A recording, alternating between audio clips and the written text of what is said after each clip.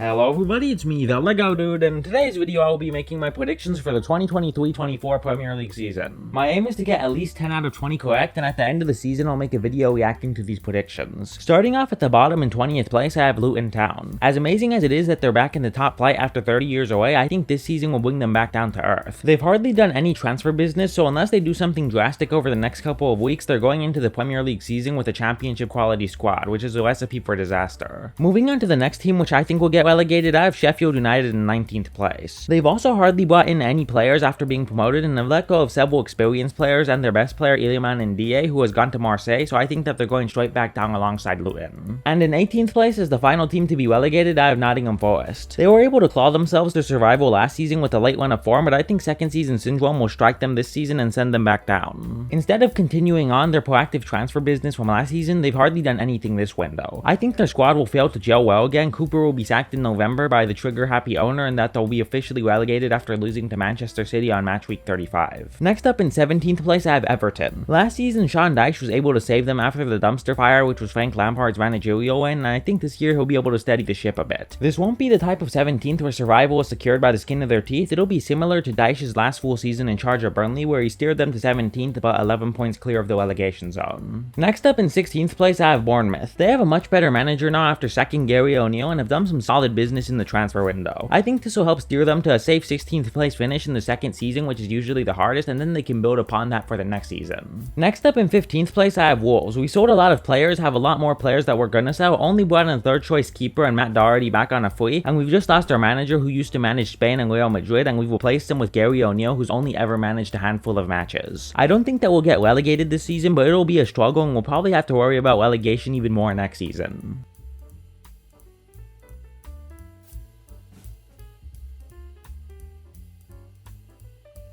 Next up in 14th place, I have West Ham. They'll probably have a season similar to this one, but I think they'll do a bit better points-wise, and David Moyes will probably survive with his job intact for another year. Next up, I have Fulham in 13th place. They'll have a bit of a drop-off from last season, but they won't be in a relegation fight and will survive their second season back in the Premier League quite easily. Next up in 12th place, I have the most predictable team in the Premier League, and that is Crystal Palace. In all of their past 10 Premier League seasons, they finished between 10th and 15th with the points totals in the 40s, and I think that it'll happen for an 11th consecutive season. If Palace are able to break this pattern by getting above 10th in the Premier League or finishing with the points totals in the 50s or higher, then I'll make a whole video praising their manager Roy Hodgson. But if they finish with the points totals below the 40s or they finish below 15th place, then I'll make a whole video making fun of him. Next up in 11th place, I have a bit of a surprise pick, and that's the newly promoted Burnley. I think that they'll take to the Premier League extremely well and be the most exciting bottom half team by far. With Vincent Kompany at the wheel, who I think is the next big manager, Burnley will hit 50 points, easily survive relegation, and will go into the next season strongly. Moving on to the top half, in 10th place I have Brighton. Having European football on their schedule this season and the likely sale of star midfielder Moises Caicedo to Chelsea and the sale of Alexis McAllister to Liverpool will hurt them, and I think that this will result in a bit of a drop-off, resulting in them finishing 10th. They shouldn't be too worried though, because they'll probably just be back next season with even better players they found with their amazing scouting network. Next up in 9th place I have Brentford. They'll have a season similar to this one where they're basically the best of the rest, better than everybody else but just not good enough to reach a spot for a European competition. In 8th place I have Aston Villa. Even with their new signings Moussa Diaby and Pau Torres, I don't think their manager Unai Emery will be able to keep up Aston Villa's insane run of form after you took over from Slippy G. There won't be any massive drop-off, but the drop-off will be big enough to see them just outside the European spots. Now moving on to 7th place, I have Spurs claiming the Europa Conference League spot. Their new manager Ange Postecoglou is good, but Harry Kane seems to be on the verge of leaving, and even if he does stay, I doubt Postecoglou will be able to fix all of Spurs' problems in one season, so 7th place seems about right for them. Moving on to the Europa League spots, in 6th place I have Newcastle. Even with their new ownership, making the Champions League last season was an overachievement. I don't think that they've done enough business this summer, and with Wednesday night Champions League football on their schedule, I think they'll have a bit of a drop-off in the Premier League. Next up in 5th place, I have Chelsea. They've appointed Mauricio Pochettino as manager, which is a good appointment, and have carried out a lot of good business, so I think they'll have a large improvement over last season's disastrous 12th place finish, but it still won't be enough to get themselves a Champions League spot. Now moving on to the teams which will finish in the Champions League places, in 4th place I have Arsenal. Their business this summer hasn't been bad, but it has been a bit wacky, and I don't think that they'll be able to mount a title challenge again, but they still should finish in the top 4 comfortably. Now moving on to the top 3, I have Manchester United in 3rd place. Their business has been good with Mason Mount, Andre Onana, and Rasmus Højlund in, Sofian Amrabat most likely in soon, and Jean-Claire Todibo possibly in, the exits of Fred and Donny van de Beek which are imminent, and the likely sale of the living meme which is Harry Maguire to West Ham. I think that this will be United's best season since the Mourinho years, but it just won't be enough to break the top 2.